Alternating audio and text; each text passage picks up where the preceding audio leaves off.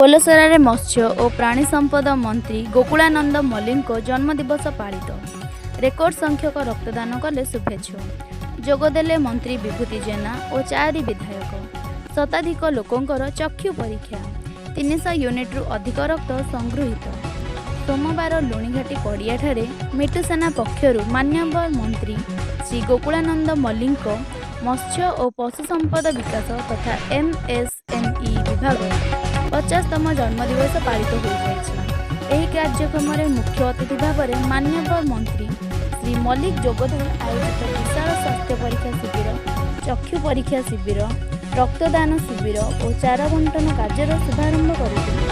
ମିଟୁ ସେନା ପକ୍ଷରୁ ଅନୁଷ୍ଠିତ ଏହି ଭବ୍ୟ କାର୍ଯ୍ୟକ୍ରମ ତଥା ଜନସେବାର ବିଶେଷ ଉଦ୍ୟମ ପାଇଁ ମିଟୁ ସେନାର ସମସ୍ତ ସଦସ୍ୟମାନଙ୍କୁ ମାନ୍ୟବର ମନ୍ତ୍ରୀ ଧନ୍ୟବାଦ ଦେବା ସହ କୃତଜ୍ଞତା ଜ୍ଞାପନ କରିଛନ୍ତି।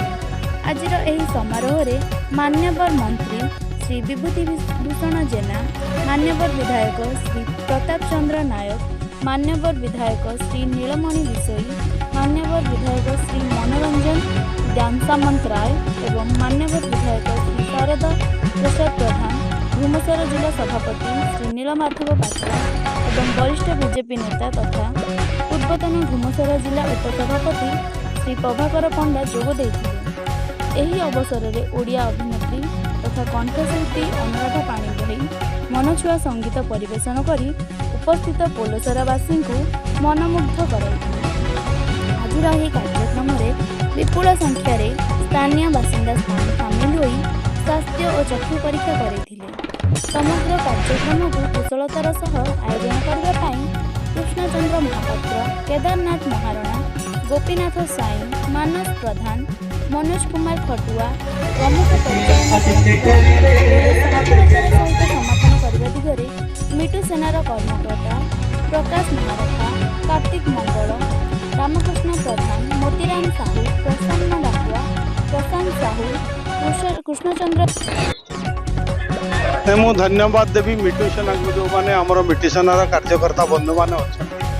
ସେମାନେ ଆଜି ମୋର ଜନ୍ମଦିନକୁ ଯେଉଁ ଧୁମଧାମରେ ପାଳନ କରିଛନ୍ତି, ତା ସହିତ ରକ୍ତଦାନ ଶିବିର, ଚକ୍ଷୁ ପରୀକ୍ଷା, ହେଲ୍ଥ ଚେକଅପ୍ କେୟାର ହସ୍ପିଟାଲ ଦ୍ୱାରା ଏବଂ ଏକ ପେଡ଼ ମା କି ନାମ 1000 ବୃକ୍ଷ ଆମର ସମସ୍ତ କାର୍ଯ୍ୟକର୍ତ୍ତାକୁ ବଣ୍ଟନ, ଏହିସବୁ ଯେଉଁଭଳି ଭାବରେ ଭବ୍ୟ ଦିବ୍ୟ କାର୍ଯ୍ୟକ୍ରମ ଆୟୋଜନ କରିଛନ୍ତି, ନିଶ୍ଚିତ ଭାବରେ ମୁଁ କୃତଜ୍ଞତା ଜ୍ଞାପନ କରି ଧନ୍ୟବାଦ ଜ୍ଞାପନ କରି ଏଇଭଳି ଯେଉଁ ସାମାଜିକ କାର୍ଯ୍ୟକ୍ରମ ସହିତ এই যে নূয়া বর্ষ ইংরেজি নববর্ষরে সমস্ত বন্ধুମାନଙ୍କର ମିଳନ ହେଇଛି।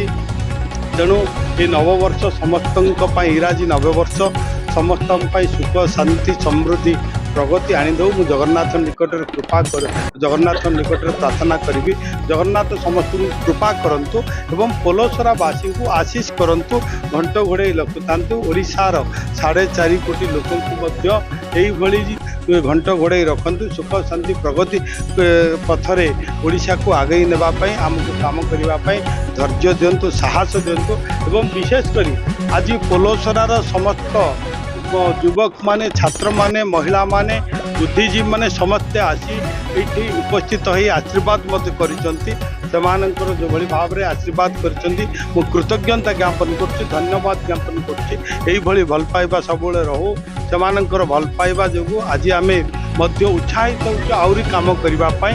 ଯେଉଁ ବିକଶିତ ଓଡ଼ିଶା, ବିକଶିତ ଭାରତରେ ନିଶ୍ଚିତ ଭାବରେ ପୋଲସରାକୁ ମଧ୍ୟ ଯୋଡ଼ାଯିବ। ପୋଲସରାର ପ୍ରଗତି, ଶିକ୍ଷା, ସ୍ୱାସ୍ଥ୍ୟ, ଗମନାଗମନ, ପିଇବା ପାଣିଠୁ ଆରମ୍ଭ କରି କୃଷି, କୃଷକର ବିକାଶ, ଯୁବକମାନଙ୍କୁ କେମିତି ଆତ୍ମନିର୍ଭର କରିବା, ସବୁ ଦିଗରେ ଆଜି ଆମେ କାମ କରିବା।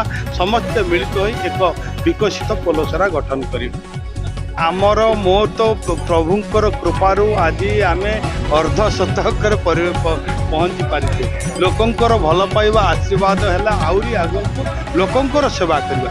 ଗୋଟିଏ ଲକ୍ଷ୍ୟ ହେଉଛି ଜୀବନର ଶେଷ ପର୍ଯ୍ୟନ୍ତ ଲୋକଙ୍କର ସେବା କରିବା ଏବଂ ଲୋକଙ୍କୁ କିପରି ଭାବରେ ସମସ୍ତ ସରକାରୀ ସୁବିଧା, ମୌଳିକ ସୁବିଧା ଯୋଗାଇ ଦେବା, ଯେପରିକି ମୋର ଅଞ୍ଚଳର, ମୋର ଓଡ଼ିଶାର ଲୋକମାନେ ସମସ୍ତେ ସବୁ ସୁଯୋଗ ପାଇପାରିବେ, ସୁବିଧା ପାଇପାରିବେ, ସରକାରୀ ଯୋଜନା ପାଇପାରିବେ। ସେହି ଦିଗରେ ଆମେ କାମ କରିବା। ବିଶେଷ କରି ପୋଲସରାବାସୀ କେମିତି ଶିକ୍ଷା, ସ୍ୱାସ୍ଥ୍ୟ, ଗମନାଗମନ, ପିଇବା ପାଣିଠୁ ଆରମ୍ଭ କରି प्रत्येक क्षेत्र में अग्रगति हम से दिगरे मु शेष पर्यंत पलसरावासी सेवा करिवारे काम करिबि।